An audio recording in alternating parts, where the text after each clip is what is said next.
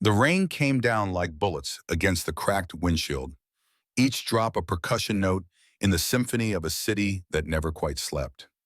Jamal Rivers had his hands at 10 and 2 knuckles pale against the steering wheel, eyes scanning the road through sheets of water that turned headlights into smeared halos. The wipers beat their rhythmic complaint, a metronome counting down the hours until he could finally close his eyes. 11:43. The digital clock blinked its accusation. Another day swallowed whole by broken circuit breakers and faulty wiring in buildings that cost more per square foot than his entire year's rent. His back sang its familiar song of protest, the kind that started in the lower vertebrae and radiated upward like fire climbing a fuse. 3 ibuprofen at lunch had barely touched it. From the back seat came a small voice, already thick with approaching sleep. The sound cut through his exhaustion like sunrise through storm clouds. He adjusted the rearview mirror and, catching sight of his daughter buckled into her booster seat, her pink backpack wedged beside her, that ridiculous stuffed rabbit she refused to abandon clutched against her chest. 7 years old and already showing signs of her mother's stubborn streak, that particular blend of determination and sweetness that could reduce him to putty. His reflection stared back at him for a moment, a man pushing 40 with eyes that had seen too much and hands that worked too hard. The beard he'd grown after leaving the Corps was showing more gray than he cared to admit. When had that happened? The words came out rough sandpaper wrapped in affection. His daughter had inherited Sarah's ability to fight sleep like it was an enemy combatant, as if closing her eyes meant missing something crucial.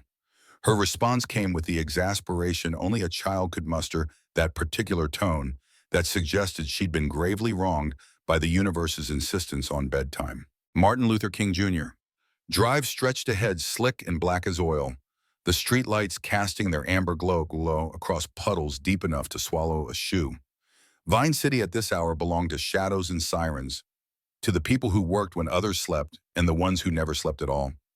He knew these streets like he knew the scars on his hands, every pothole and broken curb, every corner where trouble liked to congregate. The check from today's job would clear Friday. $600 for 12 hours of work, minus taxes, minus the cost of replacing the wire strippers he'd dropped into an electrical panel. But it meant Zoe's school supplies were covered, meant the electric bill would get paid on time, meant macaroni and cheese could be upgraded to actual protein a few nights this week. The mathematics of survival had become second nature, a constant calculation running in the background of every decision. His headlights caught movement ahead. A figure stumbled into the outer edge of the light beam, arms wrapped around ribs, moving with the jerky uncertainty of someone whose body had stopped obeying commands. White fabric plastered to skin by rain, dark stains spreading across what might have once been expensive clothing, blonde hair hanging in ropes across a face he couldn't quite make out. The woman lurched forward another 2 steps, then her legs buckled. She went down hard, no attempt to catch herself, just gravity winning a fight that had been decided miles ago. Jamal's foot found the brake before his brain finished processing what he'd seen. The truck shuddered to a stop, tires hissing against wet asphalt close enough that his headlights turned her into a tableau of desperation and rain. His daughter's voice carried notes of fear he recognized from the nightmares she still had, sometimes the ones about the accident, about her mother, about all the ways the world could take away the people you loved. The command came out sharper than he'd intended, but there was no time to soften it. He threw the door open, rain immediately soaking through his work shirt, cold fingers finding every gap in the fabric. His boots hit the pavement with a splash that sent water halfway up his calves. 3 strides brought him to where she lay. She'd collapsed onto her side, one arm still wrapped around her ribs, the other outstretched as if reaching for help that hadn't arrived. Her breathing came in short, sharp gasps. Blood mixed with rainwater, trickling from a cut above her eyebrow, pooling in the hollow of her temple. Her right ankle sat at an angle that made his combat medic training kick in with urgent clarity. He dropped to a crouch, hands up invisible. Old habits from a different life, from rooms where trust was currency, and sudden movements got people killed. Her head turned toward him with obvious effort. Blue eyes wide and glassy with pain locked onto his face. Terror lived in those eyes, the kind that came from being hunted. The word ripped out of her throat, raw and desperate, each syllable edged with the expectation of violence. He kept his voice level, the same tone he'd used on frightened locals in Fallujah on Zoe when thunderstorms turned her world into chaos. Calm was contagious if you could maintain it long enough. Her gaze darted between his face and his hands, calculating odds, measuring threats. The cut on her forehead wept blood that the rain couldn't quite wash away. Her ankle had already begun to swell, the joint distorting under the skin. The instinct to touch, to assess, to stabilize warred with the need to let her consent to help. He'd seen enough trauma to know that sometimes the worst injuries were the ones that didn't show, the ones that made any human contact feel like an attack. She flinched when he shifted his weight, a full-body recoil that spoke of recent violence. Her lips trembled around words that wouldn't quite form. Rain ran into her mouth and she coughed, the motion clearly causing pain that radiated through her ribs. Broken, probably. At least two from the way she held herself. He needed information, needed to understand what he was walking into, but her eyes kept sliding past him to the street behind, watching for something that terrified her more than a stranger in the rain. The words came out barely louder than the rain. Before he could respond, before he could begin to formulate a plan, headlights flooded the street behind them. Jamal turned, still crouched, positioning himself between the woman and whatever was coming. A black Mercedes SUV rolled to a stop 30 feet back, engine purring with the kind of money that didn't worry about gas prices. The headlights stayed on high beams, cutting through the rain like interrogation lights. 3 doors opened in sequence, choreographed precision that suggested practice. 2 men emerged first, both sides. Big men, the kind who got paid to make problems disappear. Their suits were expensive enough to handle the rain without looking cheap, and they moved with the casual confidence of people who'd never lost a fight that mattered. Security, private military, or just expensive muscle. The distinctions didn't matter much in practice. The third man came last, from the driver's side. Taller than the others, older, with silver threading through dark hair, slicked back from a face that belonged on magazine covers or boardroom portraits. His suit probably cost more than Jamal's truck was worth. He moved with a kind of authority that expected doors to open and obstacles to evaporate. The words carried across the distance with perfect diction, each syllable pronounced like it was being recorded for posterity. No anger, no rush, just certainty that he would be obeyed. Jamal stayed crouched, stayed between the woman and the approaching threat. His mind cataloged details automatically. 3 opponents, probably trained, definitely confident. Distance 25 feet in closing. Nearest cover, his truck 8 feet behind him. Improvised weapons, none immediately available. Odds, terrible. The response came out flat, conversational. He'd learned a long time ago that showing fear just made predators bolder. The tall man's expression didn't change, but something flickered in his eyes. Surprise, maybe, or calculation. He gestured with one hand, a minimal movement that encompassed Jamal, the woman, the entire scene. Behind him, the woman made a sound, small and broken. Jamal glanced down. She was shaking her head, tears cutting paths through the rain on her face, eyes squeezed shut like she could make this whole nightmare disappear through force of will alone. He looked back at the tall man, meeting his gaze with the kind of directness that usually went one of 2 ways. Either people backed down or they escalated. There was rarely middle ground. The tall man's mouth curved into something that might have been a smile, if smiles could carry contempt like that. He took 2 steps closer. Hands relaxed at his sides, every movement calculated to project control. Rain beaded on his suit jacket and slid off like the fabric had been engineered to repel the natural world. The dismissal in those words was surgical, designed to cut deep. And it did, hitting all the familiar places where Jamal's sense of worth had been worn thin by years of being invisible, years of watching people like this move through the world like they owned it. But he'd been insulted by better men in worse situations, and he'd learned that the opinion of someone willing to hurt the helpless didn't carry much weight. The tall man's expression hardened, the mask slipping enough to show what lived underneath. Anger tightly controlled. The kind of rage that came from not being immediately obeyed. He nodded once, a minimal gesture. The 2 men in suits started forward, closing the distance with professional efficiency. No hurry, no hesitation. Just the confidence of people who did this often enough to have a system. The first one spoke, his voice carrying the flat professionalism of someone reading from a script they'd delivered before. Jamal rose slowly to his full height, putting himself squarely in their path. 6 feet, a former Marine who'd spent too many years in places where standing your ground meant the difference between living and dying. The words came out quiet but absolute. In his peripheral vision, he could see his truck, could see Zoe's small face pressed against the window watching. Every instinct screamed at him to get back in that truck, to drive away, to keep his daughter safe from whatever this was. But he'd spent 3 years watching the strong prey on the weak in a dozen different countries. He'd spent another 3 years watching it happen in his own country, in his own city, to people who couldn't fight back. And he'd sworn after Sarah died, after the drunk driver who killed her walked away with a misdemeanor and a suspended license, that he wouldn't look away anymore. Not when he could do something about it. The first suit lunged, telegraphing the move with a shift of weight that Jamal read like headlines. He sidestepped, muscle memory taking over, and drove his elbow into the man's ribs with enough force to crack bone. The suit grunted, stumbled, surprise replacing confidence in his eyes. The second suit was already moving, coming in fast with a wide swing that had power but no finesse. Jamal ducked under it, feeling the air displace above his head, and swept the man's legs out from under him with a low kick that sent him sprawling into a puddle deep enough to drench him completely. The first suit recovered rage, replacing surprise now, and charged like a linebacker. Jamal caught his wrist mid-swing, used the man's own momentum against him, twisted the joint to the edge of dislocation, and shoved him hard into the side of the Mercedes.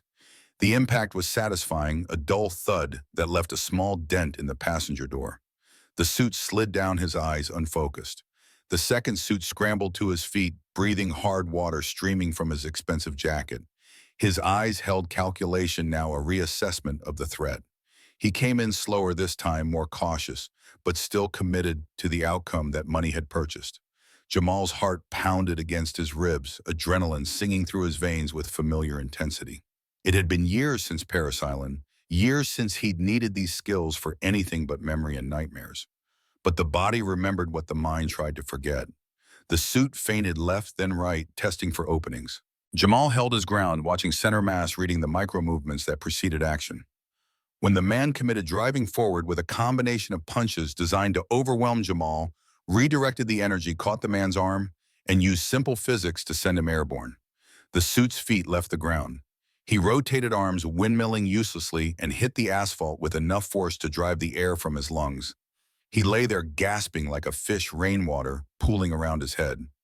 Jamal straightened, chest heaving, rain dripping from his beard. His knuckles throbbed where they'd connected with bone. His shoulder ached where one of them had clipped him during the exchange. But he was standing, and they weren't. The tall man stood frozen, his carefully constructed composure finally cracking. His eyes were wide, moving between his two disabled security personnel and Jamal with something that might have been fear, if people like him admitted to such vulnerabilities. His gaze caught on something, focused with sudden intensity. Jamal followed the look to his own left forearm, where his rolled-up sleeve had revealed the tattoo he'd gotten the day he graduated from boot camp. Eagle Globe Anchor, the emblem that marked him as part of a brotherhood that never really ended. The tall man's voice came out, controlled again, but with new calculation underneath. Jamal said nothing, just met the man's gaze with the kind of steady assessment that had once been used to determine which buildings in Ramadi were hiding insurgents and which were just hiding terrified families. The tall man's jaw worked, muscles jumping under expensive skin. His hands clenched at his sides, trembling slightly with suppressed rage. He looked at his two men, one slumped against his car, the other flat on his back in the rain, then back to Jamal with an expression that promised consequences. The words came out, shaking, barely controlled, each one delivered like a verdict. His hand came up, pointing at Jamal like a weapon, like he could will destruction into being through sheer force of entitlement. His eyes flicked toward the truck where Zoe watched, and something in his expression shifted, became calculating in a way that made Jamal's blood run cold. The temperature in Jamal's voice dropped below freezing. Every syllable carried the weight of absolute conviction, the promise that some lines existed that you didn't cross, no matter how much money you had or how many lawyers you kept on retainer. The tall man's mouth snapped shut. For a long moment they stood there, rain pouring down around them, locked in a contest of wills that had nothing to do with physical strength and everything to do with who would blink first. The tall man turned sharply on his heel, breaking the stalemate with a bark command to his men. The two suits dragged themselves upright, limping back to the SUV like wounded animals retreating from a fight they'd lost. The first one left small drops of blood on the pavement, mixing with rain and oil. The second one had to grab the door handle twice before he could make his hands work well enough to pull it open. The tall man paused at the driver's side door, looking back one final time. When he spoke, his voice carried across the distance with perfect clarity despite the rain. The words were delivered with the casual certainty of someone used to being proven right, used to the universe confirming his worldview. Then he slid into the driver's seat, engine roaring to life, and the Mercedes peeled out with a screech of tires that echoed off the wet pavement before being swallowed by the night. Jamal stood there for a long moment, breathing hard, adrenaline still coursing through his system with nowhere to go. His hands shook slightly, the after effect of violence of the biochemical cocktail that had kept him alive in combat zones and now made him feel sick in the street outside his own neighborhood. He turned back to the woman. She was staring at him, her face pale in the headlights, eyes wide with something that looked like shock or disbelief or both. Rain continued to pour down around them, indifferent to human drama, washing blood and violence into the gutters with perfect equality. The words barely made it past her lips, thin and fragile, like she couldn't quite process what had just happened. Jamal walked over and knelt beside her again, his knees protesting the movement, his body already starting to catalog the various impacts and strains it had absorbed. The statement came out matter of fact, stripped of heroism or expectation. It was just true, the kind of truth that didn't need justification or explanation. Tears spilled down her cheeks, cutting new paths through the rain and blood. Her face crumpled, and for a moment she looked like someone who'd forgotten how to cry and was just now remembering. He slid one arm under her shoulders, the other beneath her knees, and lifted carefully. She was lighter than he'd expected, all sharp angles and barely their weight, like someone who'd forgotten that bodies needed fuel to function. She made a sound when her ankle shifted, biting it back but not quite fast enough. The murmur came automatically, the same tone he used when Zoe woke up from nightmares, when the world felt too big and too scary, and only his voice could make it feel manageable again. The passenger door of the truck swung open. Zoe had unlocked it from inside, her small face visible in the dome light, eyes huge with a mixture of fear and something that might have been awe. Her voice carried that particular pitch that meant she was simultaneously thrilled and terrified, the tone she used when watching fireworks or roller coasters or anything that combined danger with spectacle.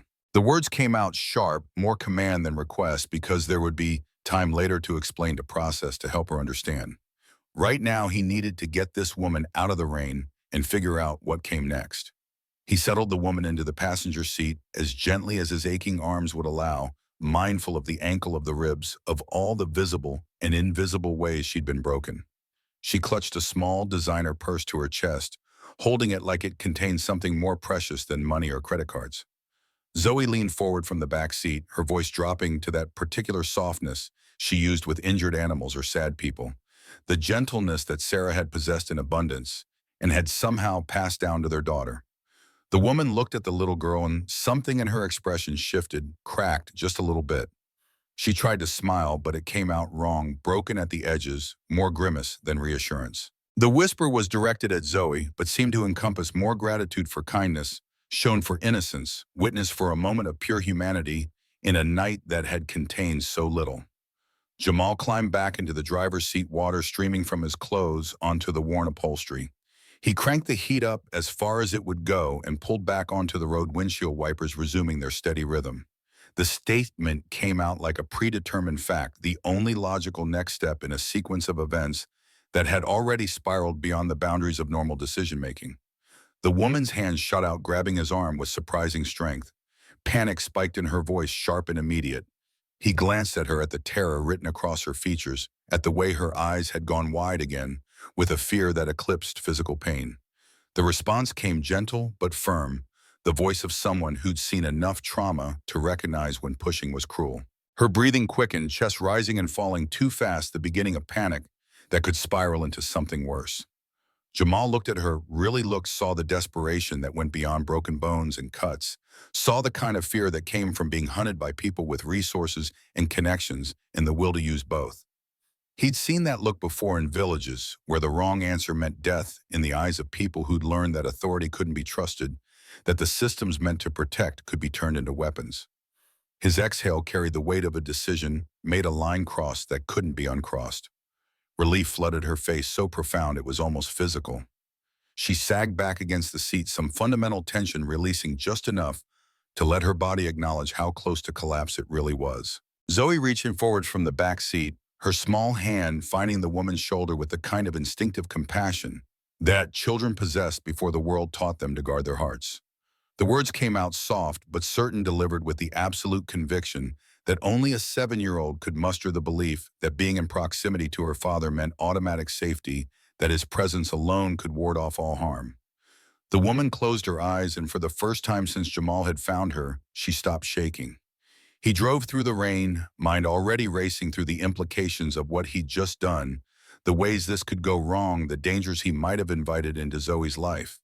But he'd made the choice the moment he'd stopped the truck, maybe before that, maybe years ago, when he decided that looking away wasn't something he could live with anymore. So he drove home through streets that gleamed like black glass, with a stranger bleeding in his passenger seat and his daughter humming softly in the back, and tried not to think about the man in the expensive suit, or the promises he'd made, or all the ways that power usually won when it came up against people who had nothing but principle to protect them.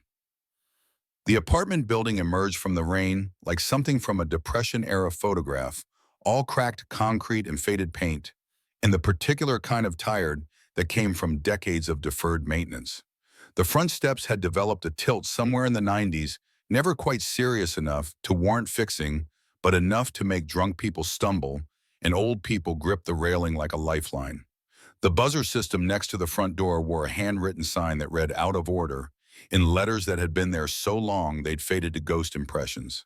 Jamal killed the engine and sat for a moment, hands still on the wheel, looking at the building he'd called home for the past 3 years. It wasn't much, but the rent was manageable, the landlord didn't ask too many questions, and Mrs. Chen on the 3rd floor could be counted on to watch Zoe in emergencies. In Atlanta's current housing market, that combination qualified as luxury. The woman opened her eyes, following his gaze to the building. He watched her take it in, watched something flicker across her face that wasn't quite disappointment, but wasn't quite neutral either. Assessment, maybe. Recognition of how far she'd fallen from whatever world she'd inhabited before tonight. Her voice came out small, uncertain, like she was trying to reconcile something that didn't quite fit together in her understanding of how the world worked. The defensive edge crept into his voice before he could stop it. Years of being measured against other people's standards and coming up short in every category, except the ones that actually mattered. He climbed out, rain still falling, but lighter now, more mist than downpour. Coming around to her side, he opened the door carefully, giving her a moment to prepare. She nodded, her jaw set against pain that the adrenaline had temporarily masked, but was now coming back with compound interest. He lifted her again, getting better at the mechanics of it, finding the balance points where his back complained the least, and her injuries stayed as stable as possible. She let her head rest against his shoulder this time, exhaustion finally winning the war against autonomy. Zoe scrambled out after them, clutching the stuffed rabbit in one hand and the woman's designer purse in the other, looking like a very small Sherpa on a very strange expedition. Her voice carried notes of responsibility, taken seriously the way she sounded when he let her help with grown-up tasks. Pride mixed with affection in his chest, the familiar cocktail that Zoe inspired on a daily basis, the constant reminder that whatever mistakes he'd made in life, somehow he'd gotten this one thing absolutely right. The stairwell smelled like Mrs. Chen's cooking, and the industrial cleaner the landlord bought in bulk from some supplier who clearly prioritized price over effectiveness. Jamal took the steps slowly, mindful of the woman's ankle, of how each movement translated into pain that she was trying hard not to show. The stairs creaked, their familiar complaints, the ones he knew by heart, the 7th one that always sounded like it might give way, but never quite did, the 11th one where the railing was loose enough to wobble. By the time they reached the 2nd floor landing, his shoulders were burning and his lower back was sending urgent messages about poor life choices. Zoe was already at the door, standing on tiptoe to reach his pocket where the keys lived. She'd done this dance enough times that it had become routine, the choreography of a life where one parent had to do the work of two. She got the door open with a flourish, stepping aside like a doorman at a hotel that existed only in her imagination. The apartment spread out before them in all its modest reality. 650 square feet divided into spaces that served multiple purposes out of necessity rather than design. The living room doubled as his bedroom most nights, the couch converting into something that technically qualified as a bed, if you weren't too particular about lumbar support. The walls wore Zoe's artwork like proud parents, every available surface covered in crayon renderings of families and flowers and rainbows that she insisted represented specific scientific phenomena she'd learned about in school. The furniture told the story of a life assembled from whatever was affordable and available. The couch had come from Goodwill, reupholstered twice with fabric that didn't quite match, but was clean and functional. The coffee table he'd built himself from scrap wood, left over from a job site, sanded smooth and stained dark, to hide the fact that it had started life as shipping pallets. The television sat on a milk crate that he'd reinforced with 2x4s, and if you didn't look too closely, you might not notice that it was held together with wood screws and determination. But it was clean. The floors were swept, the surfaces wiped down, the dishes done and stacked in the drainer by the sink. The kind of clean that came from caring, from taking pride in what you had, even when what you had wasn't much. Jamal carried the woman to the couch, lowering her as carefully as his protesting muscles would allow. He got her situated with a pillow behind her back, one of the decorative ones Sarah had bought back when decorative pillows seemed like a reasonable purchase. The woman winced as her ankles settled against the cushions, but she didn't cry out, just breathed through it with the kind of practiced control that suggested this wasn't her first experience with serious pain. The command came out automatically, falling back into the patterns of triage, of assessment and treatment protocols that had been drilled into him until they became reflex. Zoe's footsteps pattered across the hardwood, disappearing into the bathroom with the kind of enthusiasm she brought to any task that made her feel useful and important. Jamal knelt in front of the woman, bringing himself down to her eye level, making the effort to be less intimidating, more human. Her hands gripped the edge of the couch, her knuckles white with tension. The words came out gentle but honest because there was no point in pretending this would be easy or painless. Something in her face shifted at that, some recognition that he knew what he was doing, that competence lived in these calloused hands, even if wealth and status didn't. Zoe returned at a run, carrying the red tackle box that served as their medical kit. Jamal had maintained it obsessively since leaving the service, keeping it stocked with enough supplies to handle most common emergencies. Gauze and tape, antiseptic wipes, butterfly bandages, elastic wraps, a basic splint kit, pain medication in carefully labeled bottles. The accumulated gear of someone who'd learned that being prepared was often the only thing standing between minor problems and catastrophic ones. He worked methodically, starting with the head wound, because head wounds bled like horror movies and scared people more than they actually threatened. The cut above her eyebrow was shallow, more dramatic than dangerous, the kind of thing that would heal clean if he could keep it from getting infected. The antiseptic wipe came out of its packet with a sharp chemical smell that filled the small space. She sucked in a breath but held still, her eyes locked on his face with an intensity that felt like being studied, cataloged, assessed for trustworthiness by someone who'd learned the hard way that trust was a commodity to be rationed carefully. He cleaned the wound with efficient gentleness, wiping away blood and rain and the grime that collected on everyone who spent time on Atlanta's streets after dark. The edges of the cut came together cleanly once the blood was cleared. Butterfly bandages would hold it closed well enough, leave a minimal scar if she was lucky. The bandages went on with practiced precision, small strips of adhesive that pulled the skin into alignment and held it there while the body's own healing mechanisms took over. He sat back on his heels, examining his work with a critical eye. Not perfect, but competent. She'd have a thin line above her eyebrow, a permanent reminder of this night, but it wouldn't be disfiguring. Then he turned his attention to the ankle. The joint had swollen to nearly twice its normal size, the skin stretched tight and already showing the deep purple of serious internal bleeding. The angle was wrong, subtle, but definitely wrong, the kind of misalignment that spoke of bones that had lost their proper relationship to each other. His assessment came out quiet, clinical, the voice of diagnosis rather than judgment. The pain in her voice carried layers, fear of hospitals, mixed with some other terror that he didn't have enough context to understand. He reached for her foot with careful deliberation, his hands hovering just above the injury. She hissed when he made contact, the sound sharp and involuntary. Her fingers dug into the couch cushions hard enough that her knuckles went white. But she didn't pull away, didn't tell him to stop, just endured with the kind of grim determination that suggested she'd had plenty of practice enduring things she couldn't change. The ankle was definitely broken. The bone shifted just enough that he could feel the discontinuity when he applied gentle pressure. The skin was intact, which was something, but the swelling was getting worse by the minute. He needed to immobilize it, needed to prevent any further displacement that might turn a relatively clean break into something complicated. He pulled out the elastic bandages and the portable splint, simple aluminum, wrapped in foam padding. Not as good as a proper cast, not even close, but enough to keep things stable until she could get real medical attention. The warning felt inadequate for what he was about to do, but there was no way to make this painless. No magic words that would transform broken bones and torn ligaments into something manageable. Her response came through gritted teeth, each word clearly costing effort. He worked as quickly as his training allowed, wrapping the ankle with firm, even pressure, securing the splint to prevent any movement that might cause additional damage. Every adjustment, every tightening of the elastic bandage drew small sounds from her throat that she tried and failed to completely suppress. Her face had gone sheet-white, lips pressed into a thin line, breathing shallow and rapid. When he finally tied off the last bandage and sat back, his own hands were shaking slightly. The medical work was straightforward, mechanical, something he could do without thinking. But watching someone suffer, even in service of helping them, never got easier. The word came out on an exhale, relief and exhaustion combining into something that barely qualified as speech. He stood, knees cracking in protest, and headed for the kitchen. The refrigerator yielded a clean dish towel and a tray of ice cubes that had been sitting there long enough to absorb the faint smell of whatever Mrs. Chen was cooking tonight.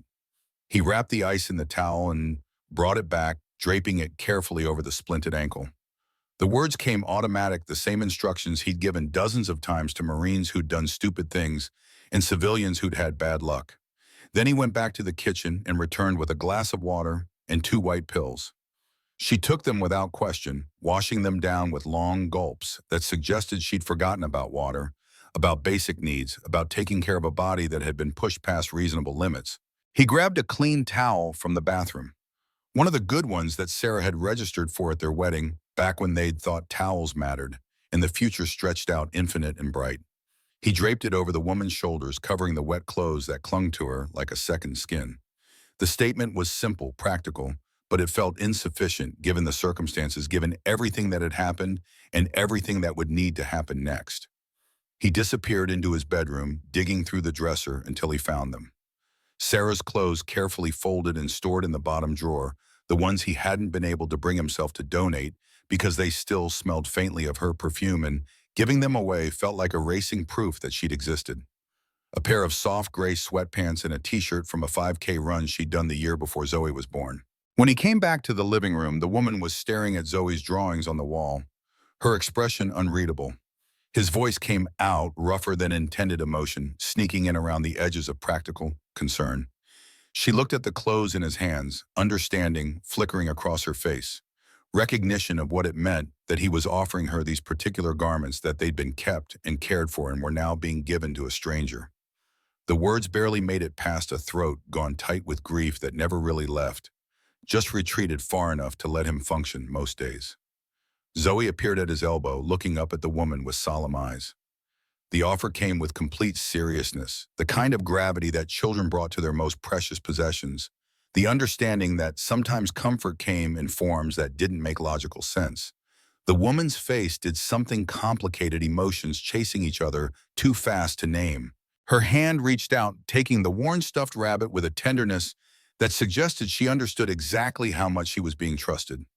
Her voice cracked on the words, breaking in the middle like something fragile, giving way under pressure it had never been designed to withstand. Jamal pointed toward the bathroom. She pushed herself upright with obvious effort, testing the injured ankle, finding that it could bear weight if she kept it light and moved carefully. She limped toward the bathroom, one hand trailing along the wall for balance, leaving small wet marks on the paint where her fingers touched. The bathroom door closed with a soft click. Zoe looked up at him, her face carrying questions she didn't quite know how to ask. The answer felt insufficient, reductive, but it was all he had to offer right now, all he could explain when he didn't fully understand it himself. In the bathroom, he could hear water running, the small sounds of someone trying to put themselves back together with inadequate tools and borrowed clothes. He made up the couch with a blanket and pillow, creating something that resembled a proper bed if you didn't look too closely at the springs that occasionally poked through or the way the whole thing sagged in the middle. When the woman emerged, she looked smaller, somehow more vulnerable in oversized sweatpants and a t-shirt that hung on her frame like it had been designed for someone twice her size. Her wet hair was combed back from her face, the butterfly bandages stark white against pale skin. She'd washed away the blood and rain, but the exhaustion underneath couldn't be cleaned away. She lowered herself onto the couch slowly, every movement calculated to minimize pain. When she was finally settled, she looked up at him with eyes that held too much. The words came quiet, weighted with meaning that extended beyond basic hospitality, beyond the simple mechanics of rescue and first aid. His response was automatic, stripped of pretense or false modesty, just a statement of fact about the kind of person he tried to be, about the choices he made when the universe presented him with opportunities to help or walk away. He turned off the overhead light, leaving just a small lamp in the corner, casting everything in soft amber that made the shabby apartment look almost warm. His chair, the recliner that had come with the apartment and was probably older than Zoe, waited in its usual spot. The final words of the night came gentle, an invitation to rest, to let go of vigilance for a few hours, to trust that this space was as safe as he could make it. Her response barely qualified as sound exhaustion, finally winning the battle against consciousness. He settled into the recliner, the spring groaning their familiar complaint, and watched the woman's breathing slowly even out into sleep. Zoe had already surrendered, curled up in her bed with her stuffed rabbit reclaimed and clutched close, her small face peaceful in a way that made his chest ache with love and fear in equal measure. Outside, the rain continued, and somewhere in the city, a man in an expensive suit was making plans. But here in this small apartment, three people who'd been strangers that morning now shared a space, shared a tenuous alliance forged in violence and rain, and the simple act of choosing to help. Jamal's mind wouldn't quiet, wouldn't let him slip into the sleep his body desperately needed.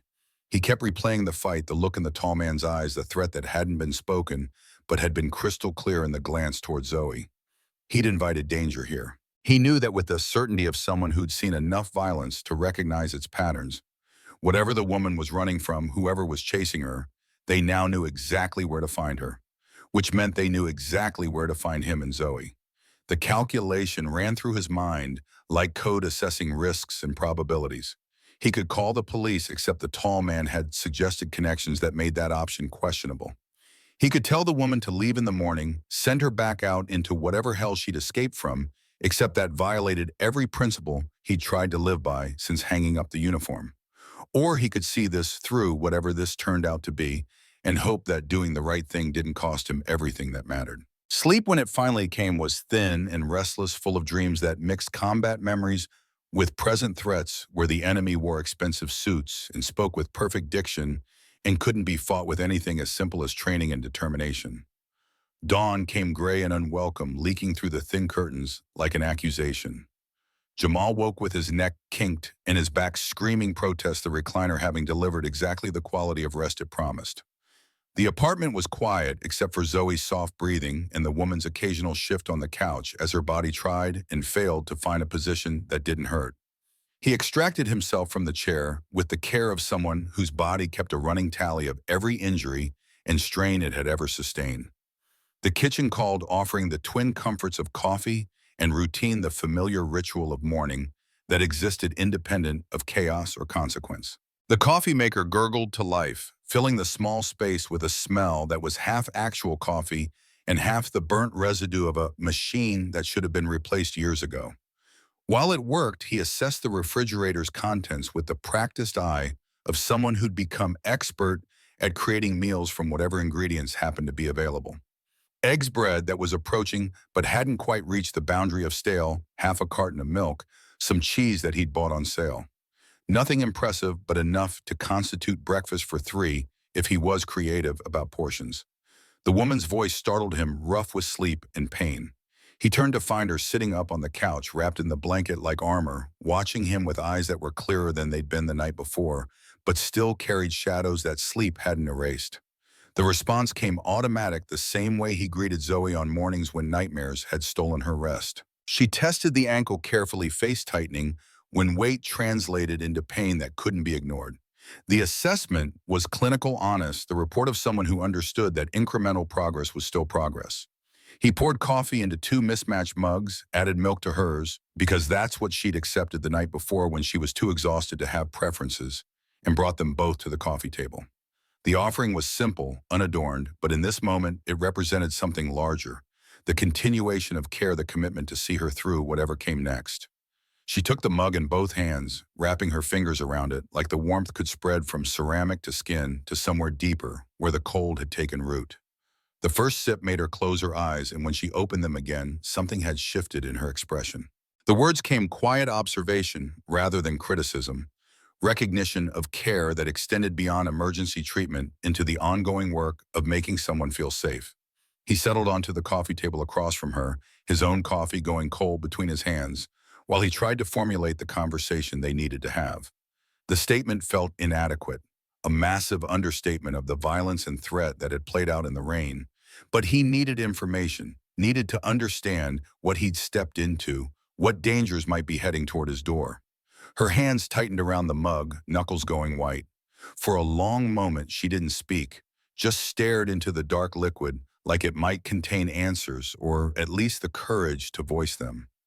When she finally did speak, her voice came out small and scared, stripped of whatever authority or confidence she might have possessed in her other life. The name meant nothing to him, just syllables without context, but the way she said it carried weight, suggested that in her world this name mattered, carried threat and history. Understanding started to crystallize, pieces falling into place with sickening clarity. Her laugh came out bitter, sharp enough to cut. She took a shaky breath, and the story spilled out in fragments, each piece extracted with visible effort. 3 days ago, she'd found an email on Marcus's phone. Not snooping, just an accident, the kind of random occurrence that could change everything.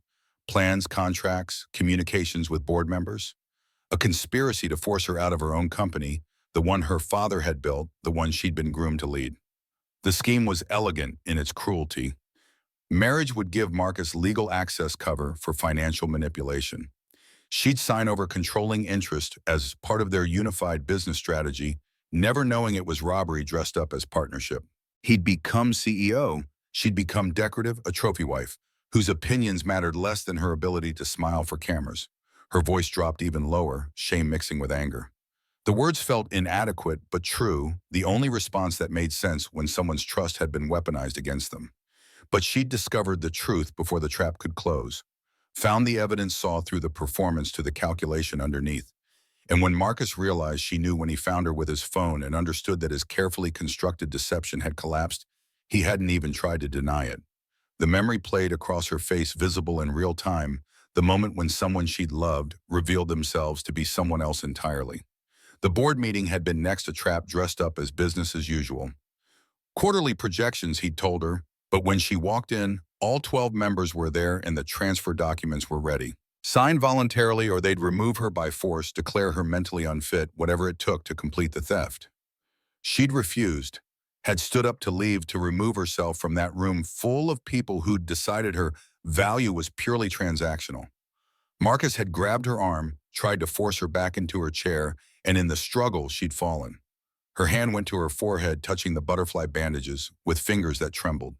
The image formed clear and horrible, a woman broken at the bottom of stairs, while people with power watched and did nothing, calculated that their own comfort mattered more than her pain. Jamal's coffee had gone completely cold, forgotten in his hands, while rage built slowly in his chest, the particular fury that came from watching the strong prey on the weak and call it business.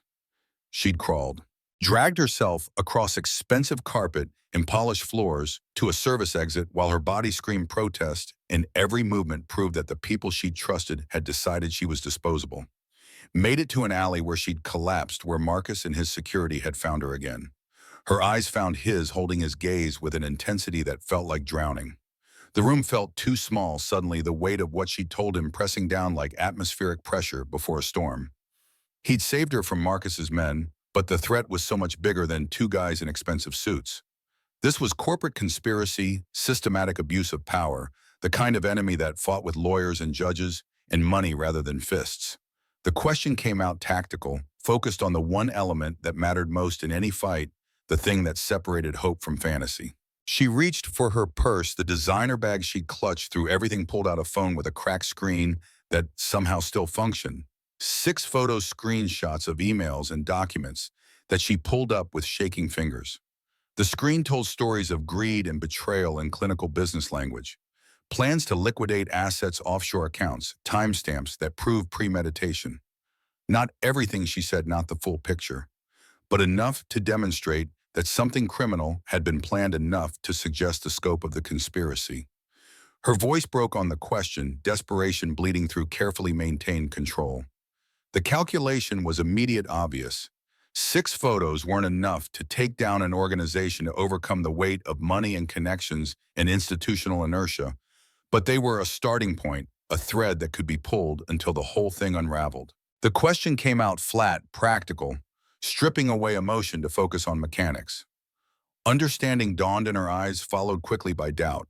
He stood pulling out his own phone, ancient, and held together with a case that had seen better years but kept it functional. She stared at him like he'd suggested something impossible, like the gap between what he was proposing and what she'd resigned herself to couldn't be bridged. Before he could answer, Zoe appeared in her doorway, rubbing sleep from her eyes, her hair sticking up in directions that defied physics. She took in the scene, her father and the woman sitting close, talking in voices that carried adult worry, and her face scrunched with concern. The question came out small, uncertain, carrying the weight of a child who'd learned that bad things could happen suddenly and without warning. Jamal crossed to her in 2 strides, lifting her up despite his protesting, back holding her close while he found words that would be honest without being terrifying. He carried her to the couch, settling between Zoe and Victoria, creating a small circle where truth could be spoken in terms a 7-year-old could understand. The explanation came careful, calibrated to inform, without overwhelming, to acknowledge danger without inspiring panic. Zoe's attention shifted to Victoria, her small face serious in the way children got when they were processing things that felt too big.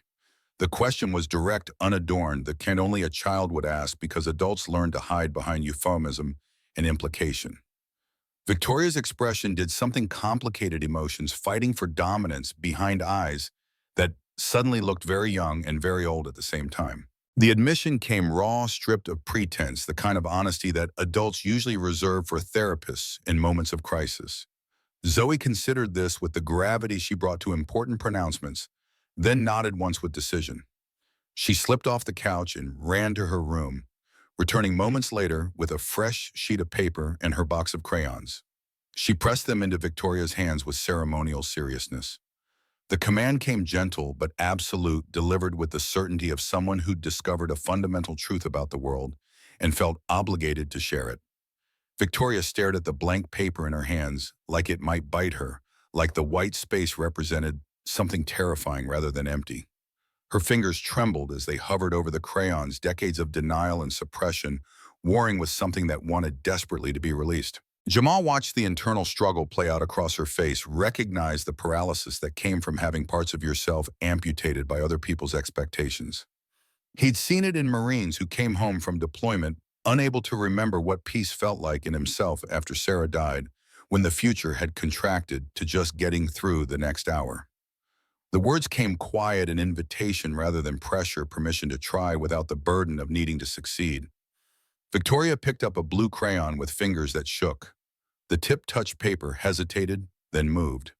Slow at first, uncertain each line, a negotiation with fear and muscle memory that had been dormant for more than 2 decades. But gradually something shifted, the movements becoming more fluid, more confident, like a language coming back after years of disuse. Blue became green, green became yellow. Shapes emerged that didn't follow any plan, just feeling translated into color and form. A garden taking shape, flowers blooming wild and unconstrained. And at the center, a woman with her face lifted to the sun, arms spread wide like she was embracing everything good that the world might offer. At the woman's feet, a small figure holding a paintbrush, young and full of possibility, not yet taught that some dreams were impractical, that some parts of yourself had to be sacrificed for other people's comfort. When Victoria finally set down the crayons, she was crying. Not the desperate tears of the night before, but something quieter, more profound, grief and release, mixing into something that might eventually transform into healing. Zoe studied the drawing with the serious attention she brought to art, then looked up at Victoria with eyes that held too much wisdom for their years. The statement was delivered with absolute conviction, no doubt, or qualification, just truth as a 7-year-old understood it. Victoria stared at the child, at this small person who'd somehow articulated something that years of therapy and self-help books had never quite managed. She looked at Jamal, at the man who'd fought for her, sheltered her, offered her borrowed clothes and coffee in the safety of his home. The question came out wondering, bewildered, like she couldn't quite reconcile her understanding of how the world worked with this reality she'd stumbled into. Jamal's expression softened, something in his face that was part pride and part grief, and part the complicated love that single parenthood demanded. The explanation was simple, but carried layers of meaning, acknowledgement of debt, to someone who couldn't collect commitment to values that outlived the person who taught them. He stood abruptly, moving to the kitchen like he needed distance from emotions that threatened to overwhelm the careful control he'd maintained since Sarah's funeral. His hands found the counter and gripped hard knuckles, going white, shoulders tense with the effort of holding everything together. Victoria watched him, saw the grief he carried, recognized it because she'd been carrying her own for so long, she'd forgotten what it felt like to move through the world without that weight. She looked at Zoe, at the little girl who hummed while she colored, who offered stuffed rabbits as comfort, who believed that families could be built from kindness and choice rather than just biology. The pieces started to fit together, the architecture of this small family, the scaffolding of loss and love that held it upright. A father trying to honor his dead wife by raising their daughter with the values she'd lived by. A child learning to navigate grief while maintaining hope. A home built from scraps and determination, and the refusal to let tragedy define everything that came after. And now her bleeding into their lives, bringing danger and complication, threatening the fragile peace they'd constructed from ruins. Victoria pushed herself upright, testing the ankle, finding it marginally better after a night of elevation and ice. She limped to the kitchen, moving slowly but deliberately, and found Jamal still gripping the counter like it was the only thing keeping him anchored to the world. His name came out, soft question and comfort combined. He didn't turn, didn't trust his face to maintain the composure his voice projected. She moved closer, close enough that her words wouldn't carry to where Zoe sat coloring in the living room. The words came raw, everything she'd been thinking, compressed into admission. He finally turned and his eyes were bright with tears he wouldn't let fall, with emotion that had nowhere safe to go. The response came fierce, absolute, the voice of someone who'd made a decision and wouldn't be argued out of it. Before she could respond, before either of them could figure out what came next, Zoe's voice rang out from the living room. They found her at the window, her small face pressed against the glass, one finger pointing down to the street below. Jamal moved to her side, immediately looking out, and his stomach dropped. The black Mercedes SUV was parked across the street, engine running, windows too dark to see through. It had been there long enough to attract attention from Mrs. Chen upstairs, who stood on her balcony with her arms crossed, watching with the suspicious attention of someone who'd lived in the neighborhood long enough to know when something didn't belong. Marcus had found them. The hunt had resumed, and this time there was nowhere left to run. The Mercedes sat like a predator across the street, its engine purring with mechanical patience, while rain began again, lighter than the night before, but steady enough to blur the windshield into opacity. Jamal pulled Zoe back from the window, his hand gentle on her shoulder, but his grip firm enough to communicate urgency without words. Victoria limped over, ankle protesting every step, and peered down at the vehicle that represented everything she'd tried to escape. Her breath fogged the glass, obscuring the view for a moment, before clearing to reveal the same scene, unchanged, implacable. The word tasted like ash in her mouth, acknowledgement of pursuit that hadn't paused even for darkness or distance. Jamal's mind shifted into tactical mode, the part of him that had survived Fallujah by learning to think 3 steps ahead of threats that moved faster than planning aloud. The apartment had 2 exits, the front door and the fire escape that led to an alley Mrs. Chen used for her gardening supplies. The Mercedes blocked the front, which meant they were being corralled toward the back, which meant someone else was probably waiting there. Standard pincer movement, the kind taught in basic training and refined through practice against enemies who understood that controlling space meant controlling outcomes. He moved to the landline, the ancient cordless phone that came with the apartment and worked even when cell service didn't, lifted the receiver and heard nothing. Dead. Cut probably, though, whether physically or through some technical manipulation he couldn't determine from here. His cell phone showed full bars, but when he tried to dial, the call failed. Then again, a third attempt produced the same result, the screen flickering briefly before going dark entirely, despite showing 70% battery moments before. Professional work, the kind that required equipment and expertise beyond what most people carried. Signal jammers probably creating a dead zone that encompassed the building and maybe the whole block. Marcus wasn't taking chances this time, wasn't relying on intimidation and hired muscle when technology could isolate his target more efficiently. Victoria watched his face, reading the conclusions as they formed, understanding dawning in her eyes, with the terrible clarity of someone who'd already accepted that escape might not be possible. The question came out flat, resigned, like she was asking about weather or traffic, rather than the mechanics of her own capture. But before Jamal could answer, before he could begin to formulate plans that all seemed to end with Zoe in danger, a knock came at the door. 3 precise raps, evenly spaced, followed by 2 more in quick succession. A pattern deliberate and specific. Jamal moved to the door, looked through the peephole, and felt some of the tension in his shoulders release fractionally. He unlocked the deadbolt and pulled the door open to reveal a man in his early 40s, black with close-cropped hair, going gray at the temples, and a prosthetic leg visible below worn jeans. He carried a weathered backpack over one shoulder and moved with the particular economy of someone who'd learned to navigate the world with mechanical assistance. Devin Harris stepped inside without waiting for invitation, his eyes already scanning the apartment, with the assessment of someone trained to identify threats and resources in equal measure. The greeting was brief, professional, years of friendship compressed into syllables that acknowledged shared history without dwelling on it. Jamal secured the door behind him, multiple locks engaging with sounds that were meant to be reassuring, but felt increasingly futile against the resources arrayed outside. Devin's attention shifted to Victoria, taking in the bandages, the borrowed clothes, the way she held herself, like someone who'd recently learned that bodies could betray you in ways that went beyond simple injury. His voice carried the neutral tone of someone who dealt in information rather than judgment, who'd seen enough complications to know that simple explanations rarely captured the full picture. She nodded, unable to formulate a response that wouldn't sound either inadequate or hysterical, settling for acknowledgement that the situation was exactly as dire as it appeared.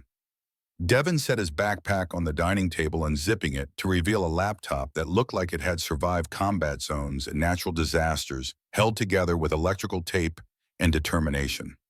He pulled out additional equipment items that Jamal recognized from his time in intelligence briefings, tools that existed in gray areas of legality and were never discussed in official documentation.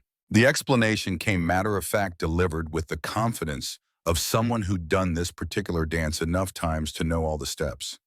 His fingers were already moving across the keyboard, lines of code scrolling past faster than untrained eyes could track green text on black background that might as well have been hieroglyphics, for all the sense it made to anyone without specialized knowledge. Within minutes, he'd bypassed the signal jamming, creating a narrow corridor of connectivity that wouldn't last long but might be enough. His phone buzzed, messages flooding in from the past hour, notifications that had been queued and waiting for any available pathway. One message stood out, sent 20 minutes ago from a number he recognized. 2 words that changed everything. The screen showed a simple text, no elaboration, just coordinates and a time. Help coming, ETA 30 minutes. Jamal looked at Devin, questions forming faster than he could articulate them, but his friend was already shaking his head. The answer was cryptic, but Devin's expression suggested that questions would have to wait, that accepting help without interrogating its source was the price of survival in situations that had already moved past the point of easy choices.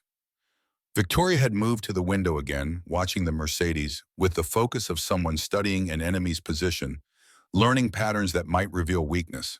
The vehicle hadn't moved, hadn't altered its posture, just continued its vigil with mechanical patience. Her voice came quiet, almost thoughtful, like she was working through a problem that had multiple variables and no clear solution. The observation was astute recognition that Marcus operated with advantages that went beyond simple resources, that his confidence suggested protection from consequences that would destroy ordinary people. Jamal joined her in the window, standing close enough that their shoulders almost touched, 2 people looking at a problem that seemed designed to have no good answers. The question was tactical, focused on leverage, on finding the pressure points that might shift an imbalance of power that seemed absolute. Devon's voice came from the table, still typing, still working through layers of digital security that stood between them and the information they needed. The explanation unfolded across the next 10 minutes, Devon narrating while his fingers danced across keys accessing systems that were supposed to be impenetrable but weren't, if you knew where the vulnerabilities lived.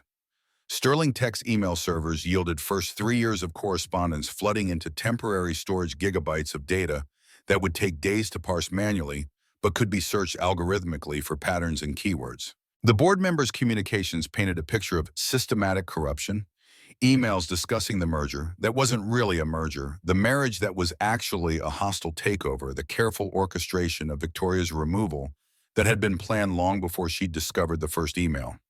Richard Townsend and Jennifer Marks had been instrumental, their fingerprints on documents that transferred assets to shell corporations that created paper trails leading to offshore accounts in jurisdictions that made extradition complicated and prosecution unlikely. But the real revelation came from Marcus's personal server, the one he'd thought was secure behind military-grade encryption that Devon dismantled like it was held together with wishes and optimism. Files showed a history that went back 5 years to when Marcus had first identified Sterling Tech as a target when he'd begun cultivating relationships with board members who were vulnerable to financial incentive or blackmail, when he'd started the long patient work of positioning himself as the solution to problems he'd carefully created. Victoria's courtship had been calculated from the first meeting, engineered through mutual acquaintances who'd been paid to make introductions through carefully orchestrated encounters that felt like fate but were actually just thorough planning. Every gift, every romantic gesture, every moment that she'd treasured as evidence of love had been documented in files labeled with clinical precision. Target engagement, relationship milestone, commitment secured. The language of hunting dressed up as romance, predation disguised as devotion. Victoria read over Devon's shoulder, her face going progressively paler as the scope of the deception revealed itself in emails and spreadsheets and timeline documents that reduced 3 years of her life to data points in someone else's acquisition strategy. The word came out broken, barely sound the voice of someone watching their past rewrite itself into something unrecognizable, into evidence that every moment of happiness had been contaminated by manipulation. Jamal moved to her side, his hand finding hers without conscious decision, offering connection that was real, because it expected nothing, because it existed outside the transactional logic that had governed her life for longer than she'd understood. Devon continued working, downloading everything to encrypted drives, creating redundancies that would ensure the evidence survived even if his laptop didn't. The data painted a picture that went beyond simple corporate fraud into territory that would interest multiple federal agencies, RICO statutes and international banking violations, and conspiracy that crossed state lines. But it also revealed something more immediately threatening: emails from Marcus, sent in the past hour, communications with the board authorizing extreme measures, discussion of making Victoria's disappearance permanent, of arranging accidents that would eliminate the problem she represented, while claiming the assets she controlled through estate mechanisms that had already been legally positioned. The clinical language couldn't disguise the meaning, the willingness to escalate from theft to murder, if circumstances required the complete absence of conscience that treated human life as just another variable in a business calculation. Devon pulled up a final file, this one showing real-time surveillance feeds from cameras Marcus had apparently installed in Sterling Tech facilities, and more disturbingly in locations throughout Atlanta that Victoria frequented. Her gym, her favorite coffee shop, the art supply store she'd visited twice in the past month, with tentative hope of reclaiming pieces of herself she'd abandoned. The revelation of being watched, of having her movements cataloged and predicted, brought a visible shudder that traveled through her entire body. But Devon's expression suggested there was more, something worse hidden in data that kept revealing new layers of violation. The screen changed, showing financial records that tracked not just corporate theft, but personal surveillance payments to private investigators, to data brokers, to services that existed in legal gray areas, and provided information that was supposed to be protected by privacy laws that apparently didn't apply to people with sufficient resources and insufficient morality. And they're buried in a spreadsheet labeled miscellaneous expenses, a line item that made Jamal's blood run cold. Background check: J. Rivers dependence vulnerabilities. Dated 3 days ago after Marcus had learned where Victoria was hiding, after he'd decided that intimidation might require leverage beyond simple threats. They'd investigated him, cataloged his life, identified Zoe as the pressure point that could be exploited if circumstances required. The abstract threat from the previous night crystallized into something concrete, documented, budgeted for like any other business expense. Devon's voice carried warning understanding that some revelations push people past the point of rational response into territory where emotion overrode survival instinct. But Jamal was already moving his mind, shifting into the cold clarity that had kept him alive when people were actively trying to kill him, when planning meant the difference between coming home and being shipped home in a box.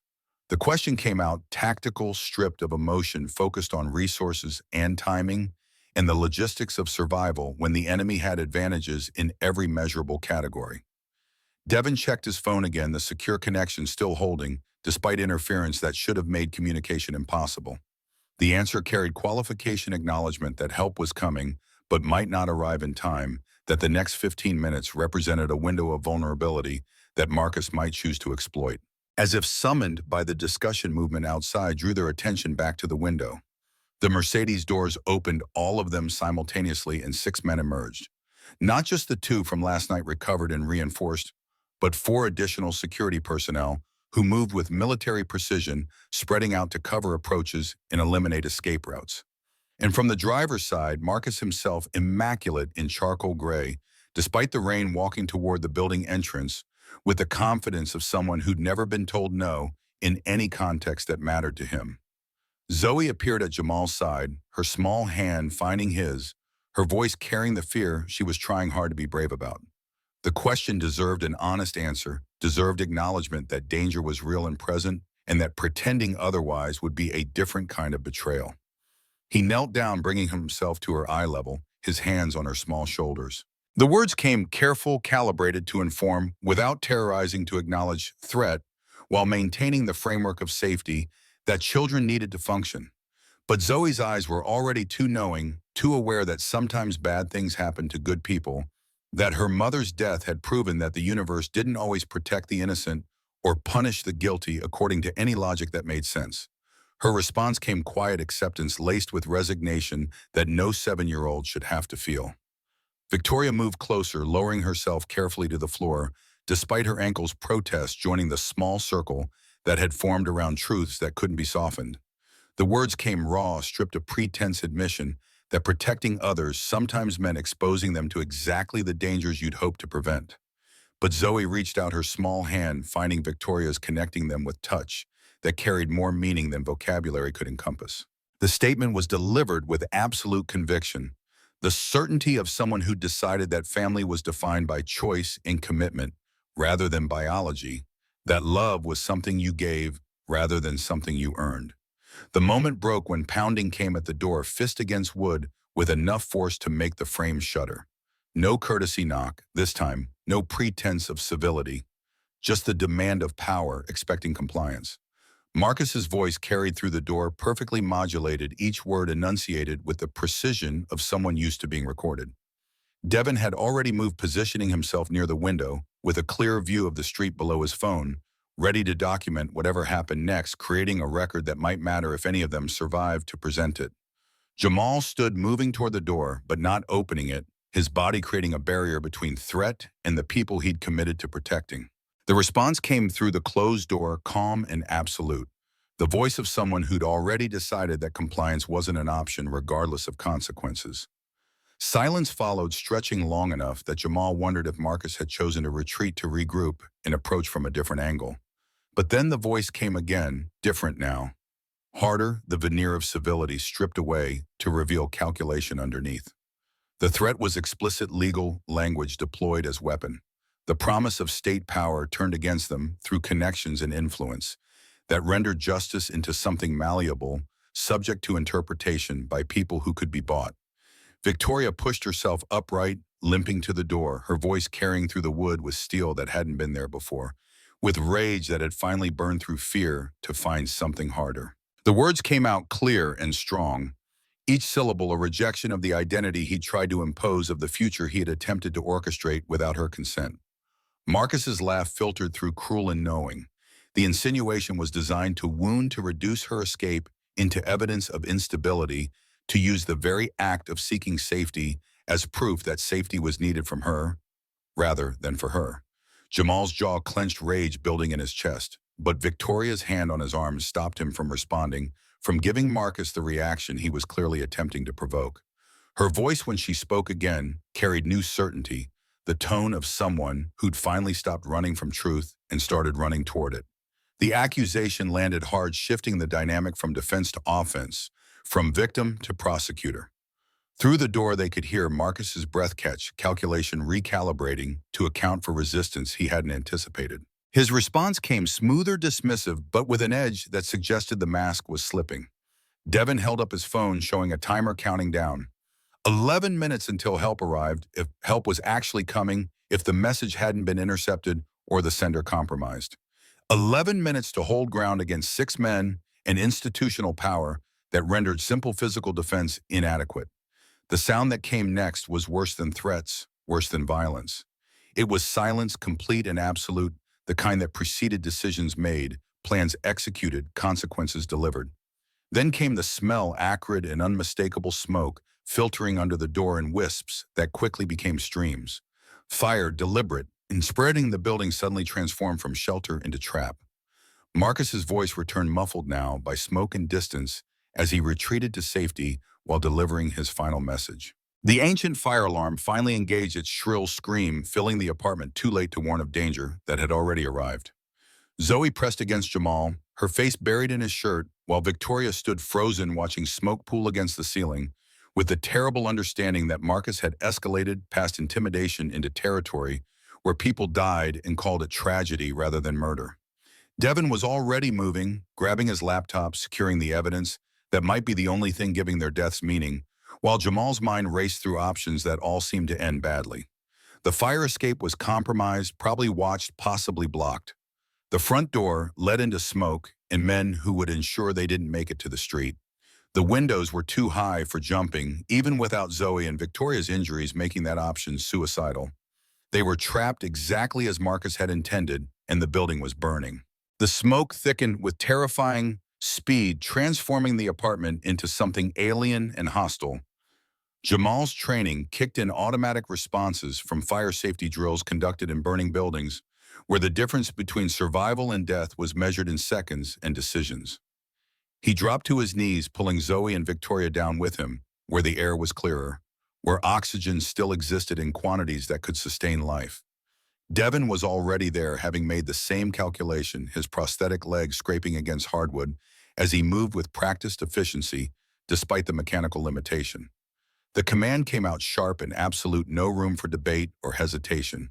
He crawled toward the kitchen, toward the sink, where wet towels could be transformed into breathing filters that might buy them minutes they desperately needed.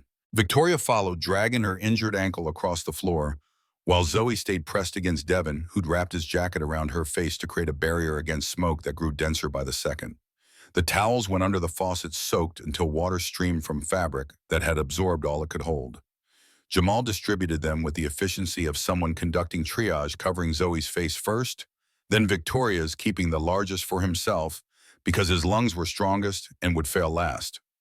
Through the smoke, he could see the front door, could see flames licking underneath where Marcus had apparently poured accelerant, ensuring the fire would spread with speed that overwhelmed any response the aging building's safety systems might mount. The windows showed similar orange glow. The fire escape likely compromised the whole structure, becoming a furnace designed to consume everything inside. Devin's phone buzzed, message cutting through smoke and chaos with information that shifted impossible to merely desperate. Help was close 3 blocks out, ETA reduced to 5 minutes. But 5 minutes might as well be forever when measured against smoke inhalation and structural collapse. The explanation came between coughs, smoke finding its way past inadequate barriers to assault lungs that protested with increasing urgency. Jamal's mind raced through options, discarding each as quickly as it formed.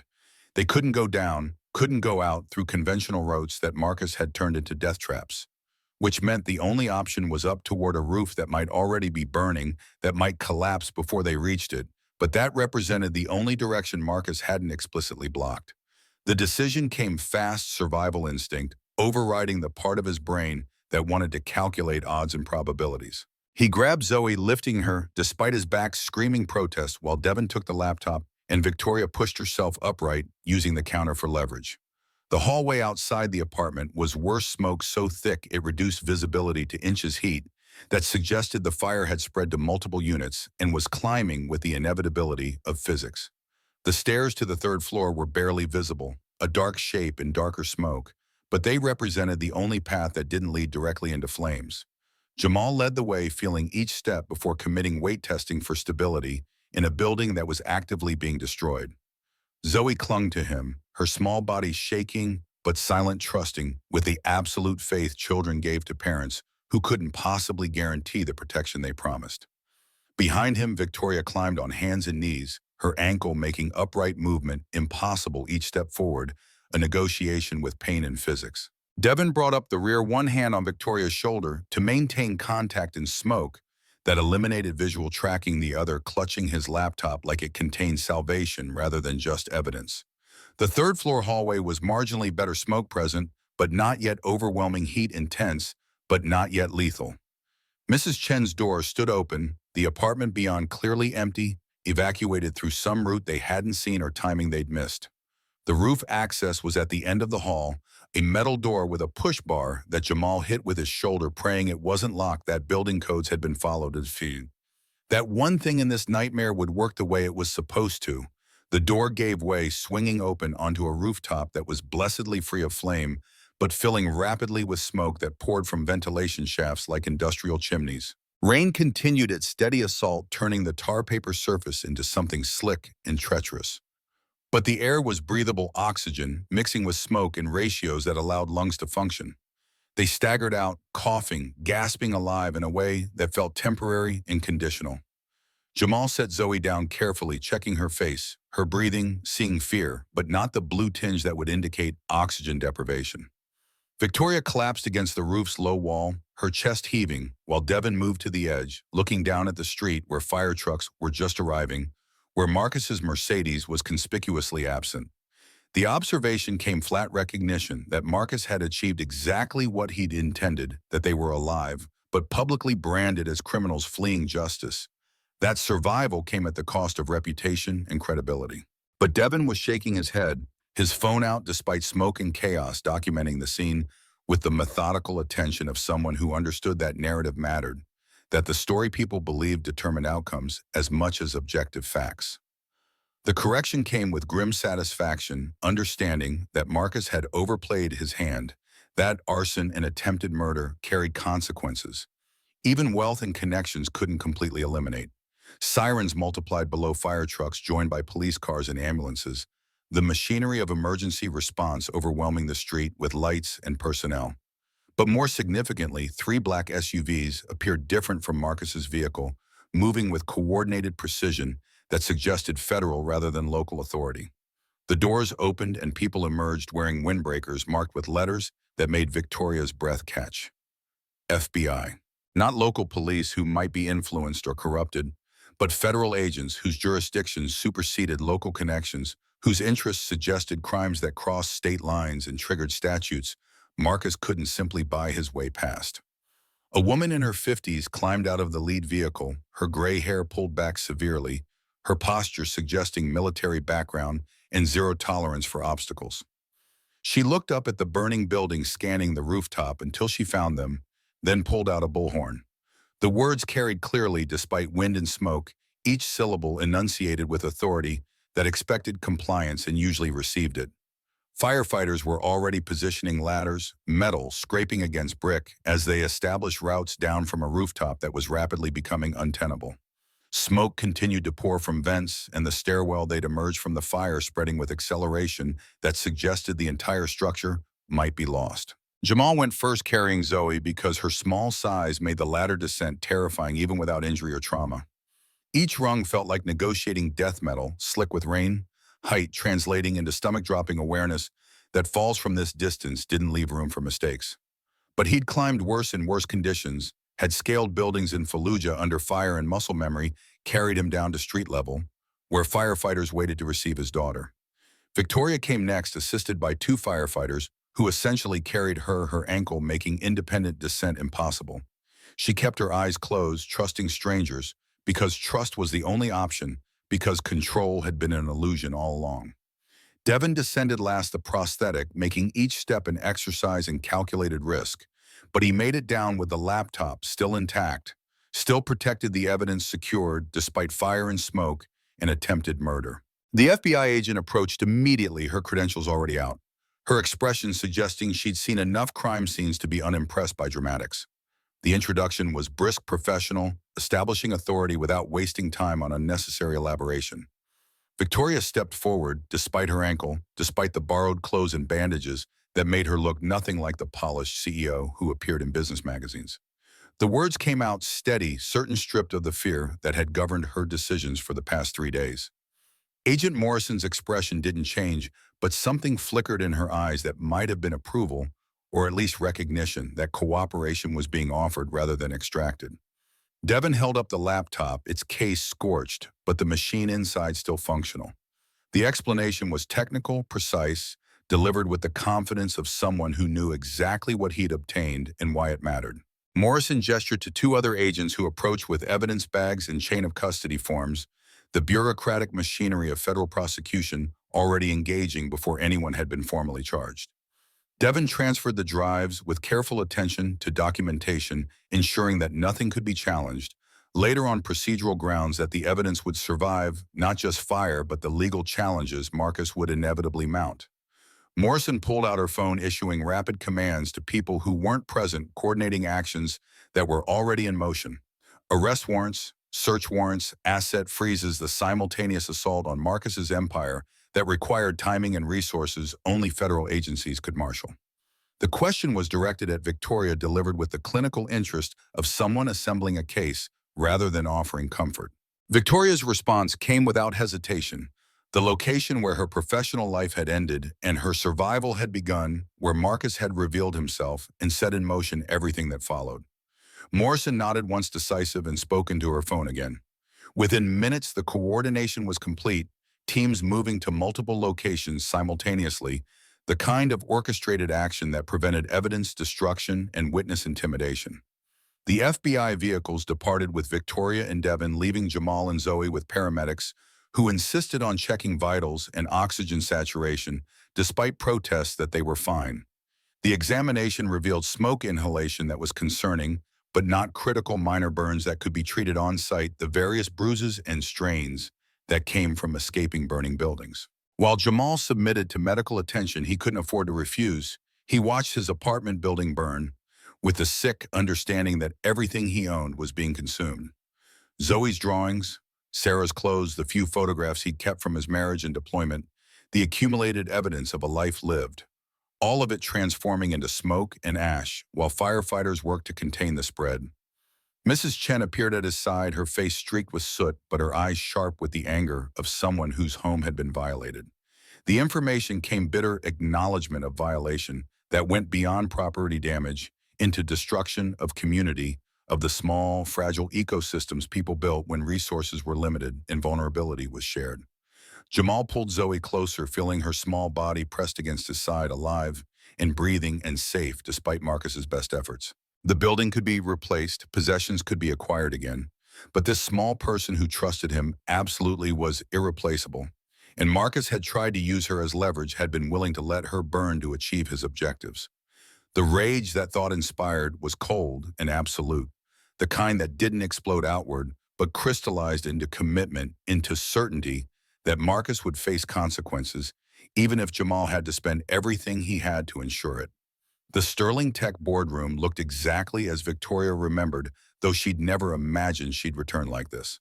Flanked by FBI agents wearing clothes borrowed from Agent Morrison, because her own had been destroyed in the fire, limping, because her ankle couldn't sustain the weight of pretending everything was fine. But she was here, and Marcus was here, and the board members who'd betrayed her were here, and the evidence that Devon had secured was being projected onto the screen where quarterly reports usually appeared. Marcus sat at the head of the table in her father's chair, his composure perfect despite the federal presence, despite the accusations that had been formally presented before Victoria's arrival. His suit was immaculate, his posture relaxed, his expression suggesting this was an inconvenience, rather than the end of everything he'd built through deception and manipulation. The remaining board members looked various degrees of uncomfortable, the ones who hadn't been arrested, watching with expressions that ranged from shock to calculation, to the particular blankness that came from realizing you'd been complicit in crimes you couldn't claim ignorance about. Agent Morrison stood at the front of the room, remote control in hand, cycling through evidence with the efficient brutality of someone conducting a prosecution rather than a presentation.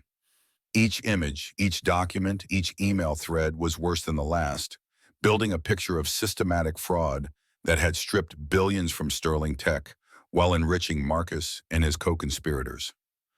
The offshore accounts, the shell corporations, the forged signatures, the board meetings where Victoria's removal had been discussed in terms usually reserved for hostile takeovers, rather than internal succession.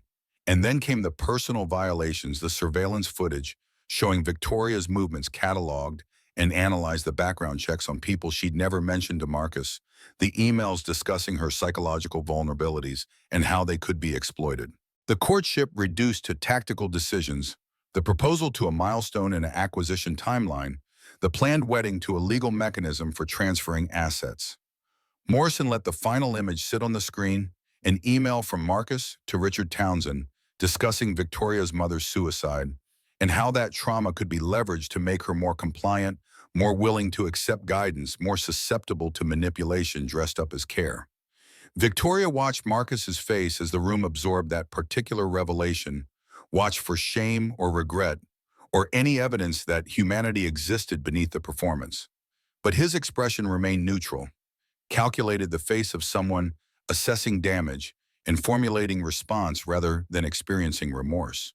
When he finally spoke, his voice carried the same smooth confidence that had seduced her, convinced her, nearly destroyed her. The dismissal was absolute, delivered with the certainty of someone who'd never lost, because wealth and connections had always provided escape routes that ordinary consequences couldn't navigate. But Morrison's smile suggested she'd heard variations of this speech before, had seen wealthy criminals insist that rules were for other people, that money granted immunity from justice that applied to everyone else. Her response came cold and factual, stripping away pretense with the efficiency of someone who dealt in evidence rather than rhetoric. She nodded to the agents stationed at the doors. They moved forward, credentials, visible authority, undeniable. The words were procedural, almost gentle, delivered with the practiced neutrality of people who'd arrested hundreds and knew that theatrics were unnecessary when law and evidence aligned. Marcus's composure finally cracked, rage bleeding through the careful mask he'd maintained. He stood abruptly, the chair scraping backward, his hands slamming onto the mahogany table with force that made several board members flinch. The threat came raw and unfiltered, the real Marcus, emerging now that pretense had become pointless.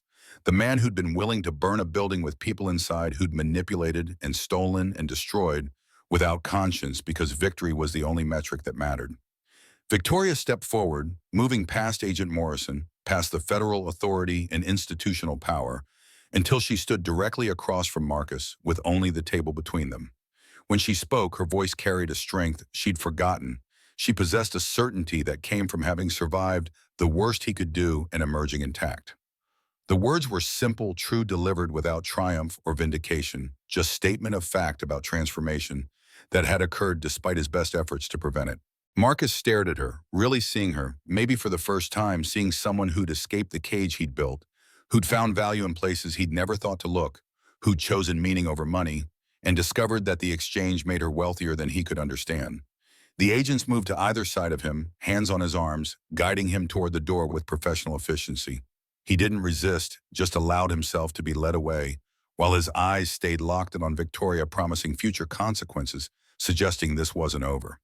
But Victoria knew better, knew that some endings were absolute, regardless of what people threatened or promised, that Marcus's power had been built on deception and would collapse now that truth had been exposed. The remaining board members sat in stunned silence as additional agents moved through the room, collecting electronics and documents, executing search warrants that would strip Sterling Tech's servers and files for evidence that would be used in prosecutions extending far beyond Marcus. Margaret Chen, the oldest board member, the one who'd known Victoria's father, stood slowly and crossed to where Victoria waited.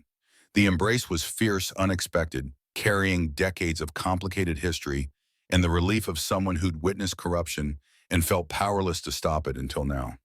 When Margaret pulled back, tears tracked down her lined face.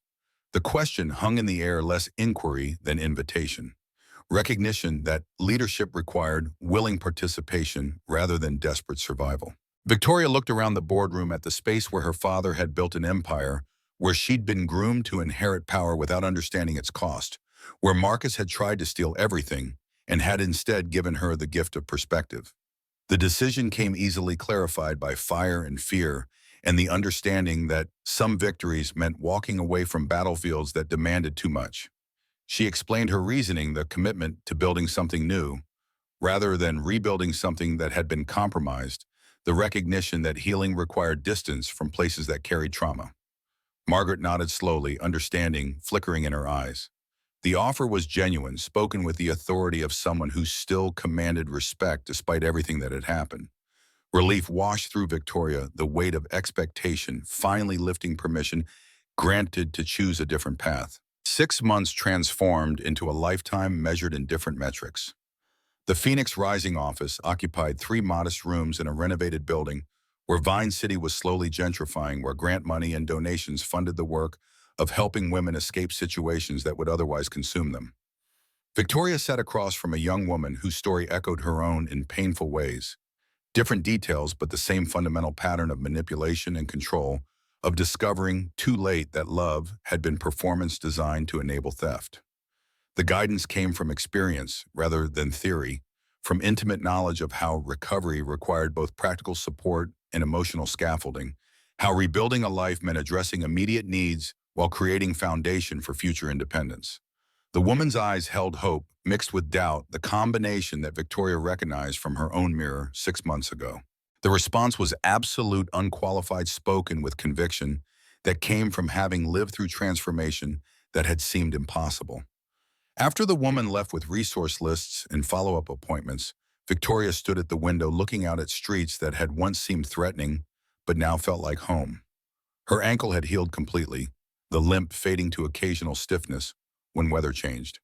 The scar above her eyebrow was barely visible, a thin line that she'd stopped trying to conceal. Her phone buzzed with a text from Jamal, simple and sweet, 3 words that made her smile every time. She typed her response quickly, fingers flying across keys with the ease of practice. The apartment they shared now was larger than Jamal's old place, 3 bedrooms in a building that had working buzzers and stairs that didn't creak threats of collapse. Zoe had her own room walls covered with new drawings that showed a family of 3 engaged in various activities, evidence of a child who'd integrated trauma into her understanding without letting it define her future. Victoria's room held an easel art supplies paintings in various stages of completion that represented a reclamation of identity that had been buried for decades. Some were good, some were terrible, but all of them were hers, created for the pleasure of creation rather than any external validation. When she arrived home, Jamal was in the kitchen attempting dinner with the kind of determined incompetence that had become endearing through repetition. Zoe sat at the table, homework spread across the surface, her tongue poking out slightly as she concentrated on math problems that challenged her understanding of multiplication. The greeting came automatic warmth and affection compressed into syllables that had become ritual. Jamal turned from the stove, wooden spoon in hand, his face lighting up in the way that still made her heart skip, despite 6 months of daily reinforcement. He pulled her close, kissed her with the easy intimacy of people who'd stopped questioning whether this was real, who'd accepted that love could be simple when it wasn't performing any function beyond existing. Zoe looked up from her homework, grinning with the particular satisfaction of someone who'd been keeping a secret and could finally reveal it. Victoria's hand went to her pocket, pulling out the small box that had been burning a hole there all afternoon, the question she'd been building courage to ask. But before she could speak, Jamal was moving, setting down the spoon, pulling his own small box from behind the flour canister, where he'd apparently hidden it, both of them reaching the same conclusion simultaneously through whatever synchronicity governed people who'd learned to communicate in languages beyond words. They stared at each other for a long moment, then burst into laughter, the kind that came from joy rather than humor, from recognition that they'd separately arrived at the same destination. The question came from both simultaneously overlapping, neither waiting for the other to finish before answering with enthusiastic affirmation. Zoe launched herself from her chair, throwing her arms around both of them, bouncing with excitement that threatened to knock over the entire group. The pronouncement came with absolute authority, the voice of someone who'd decided months ago that this outcome was inevitable and was simply pleased that the adults had finally caught up. Later, after dinner had been consumed, despite being slightly burned, after Zoe had been tucked into bed, with promises that wedding planning would involve her input on everything from flowers to music, Victoria and Jamal sat on their small balcony, watching the city lights blur through her happy tears. His arm was around her shoulders, her head resting against his chest, listening to the steady rhythm of his heartbeat that had become the most reliable sound in her universe. The observation was quiet, almost wondering, spoken by someone still reconciling where she'd been with where she'd ended up. Jamal's response was immediate, certain, spoken with the conviction of someone who'd watched her transform and knew exactly what she was worth. She lifted her head to look at him, at this man who'd stopped his truck in the rain, who'd fought for her, who'd given her shelter and family, and the space to become herself. The words came raw, stripped of pretense, the most honest thing she'd ever said. His kiss was answer enough, promise and commitment, compressed into touch that spoke of futures built together, of challenges faced as partnership, of love that existed outside transaction or performance. Below them, Atlanta continued its restless movement. People pursuing dreams and running from nightmares, building empires and losing everything, playing out dramas that would transform lives or leave them unchanged. Marcus was in federal prison awaiting trial that would almost certainly result in decades of incarceration. The board members who'd conspired with him had accepted plea deals that destroyed careers and reputations, but avoided maximum sentences. Sterling Tech was thriving under new leadership that valued ethics alongside profit. But here on this small balcony, in this modest apartment, three people who'd found each other through chaos had built something that wealth couldn't purchase and power couldn't replicate. A family forged in choice rather than obligation, sustained by care rather than control, proving that sometimes the wreckage of one life created the foundation for something better. Victoria Sterling had walked away from billions and discovered she was richer than she'd ever been. And tomorrow she'd wake up beside the man she loved, help his daughter get ready for school, go to work, helping women find their own paths to freedom, and continue building a life that mattered in ways that quarterly reports and stock prices could never measure. The empire had fallen, but she had risen, and that was victory enough.